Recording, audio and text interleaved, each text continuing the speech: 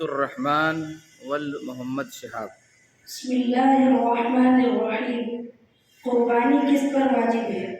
قربانی ہر ایسے مقیم مسلمان مرد اور عورت پر واجب ہے جو قربانی کے دنوں میں نصاب زکوٰۃ کا مالک ہو یا اس کے پاس نصاب کی قیمت کے برابر استعمال سے زائد کپڑے، برتن، فرنیچر، زیب و زینت اور آرائش کے سامان یا ضرورت سے زیادہ مکان یا زمین ہو۔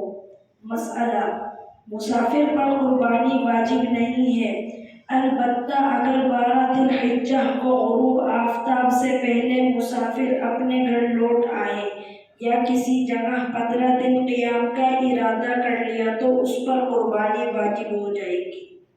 مسئلہ: قربانی کے واجب ہونے کے لیے مال پر سال گزرنا شرط نہیں ہے، لہٰذا اگر کوئی قربانی کے 3 دنوں میں سے کسی دن بھی نصاب کے برابر مال کا مالک ہو جائے تو اس پر قربانی واجب ہو جائے گی۔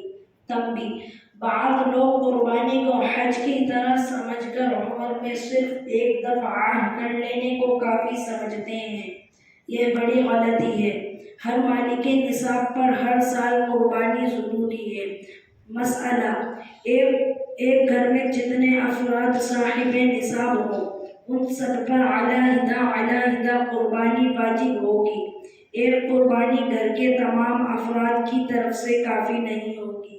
مسئلہ: کسی پر قربانی واجب تھی اور اس نے قربانی نہیں کی اور قربانی کے 3 دن گزر گئے تو اس پر ایک بکرا یا اس کی قیمت صدقہ کرنا واجب ہے۔